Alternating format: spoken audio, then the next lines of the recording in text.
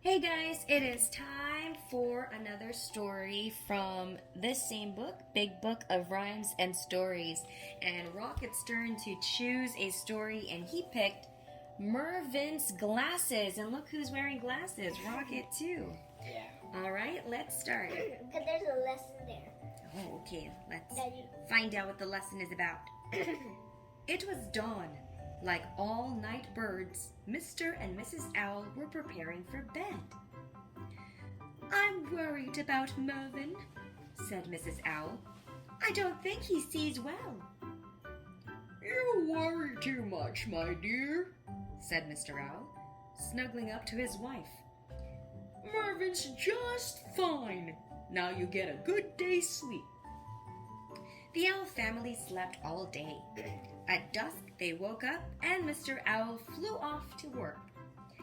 All that night, Mrs. Owl watched Mervyn carefully. She was right. Mervyn couldn't see well. He didn't always empty his plate. He held his new book too close to his eyes. At bedtime, Mrs. Owl spoke to her husband again.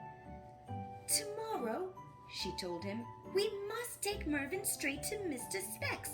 He'll soon put Mervyn right." When Mervyn woke up, Mrs. Owl explained the plan. "But I don't want to wear glasses," said Mervyn. "They'll fall down my beak. They'll make me look silly." "You'll look very handsome," Mrs. Owl assured him. "Your father wears glasses, and there's nothing wrong with his looks." Mervyn enjoyed the visit to Mr. Specs. Mr. Specs tested his eyes with all kinds of charts and lenses, and Mervyn enjoyed choosing the frames for his glasses. It was fun seeing all the different shapes and colors they came in. A week later, Mervyn and his mom went back to collect his glasses. Mr. Specs held up a big mirror, and Mervyn saw himself clearly for the first time. "What a fine bird I am," he thought. "But I don't like my glasses."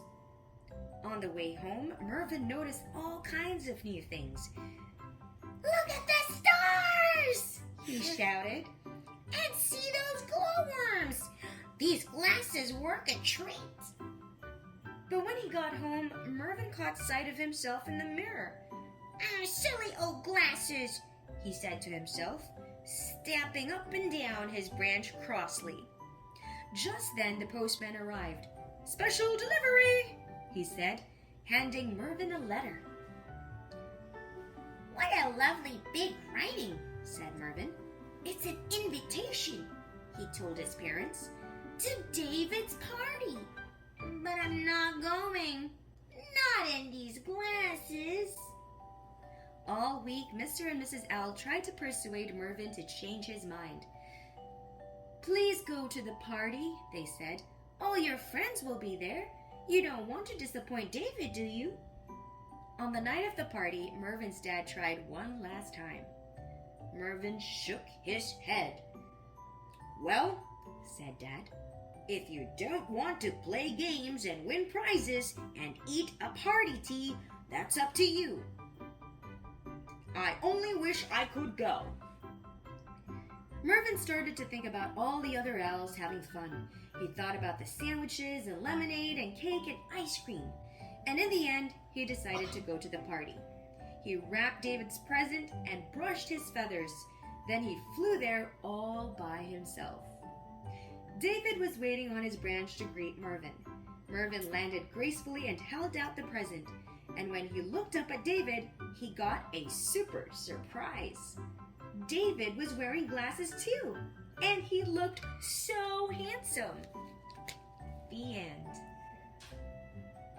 So what's the story? What's the lesson? Dad, you shouldn't care about like how you look, because however you look nice. Because like even with glasses, even with glasses, when like me, whenever I wear my glasses, I like my glasses because I also don't see that well. I can see, but I don't see that that far. I'm only nearsighted. Like I think I see this far clearly. Yeah, so it's all about having more confidence in Yeah. yourself and not be afraid of looking different and Bye. just being confident. All right? Time to Bye. say goodnight. Good night. Good night. Good night. Bye-bye. Good night and good morning to and good morning to Melvin. Yeah, to the night owls, good morning.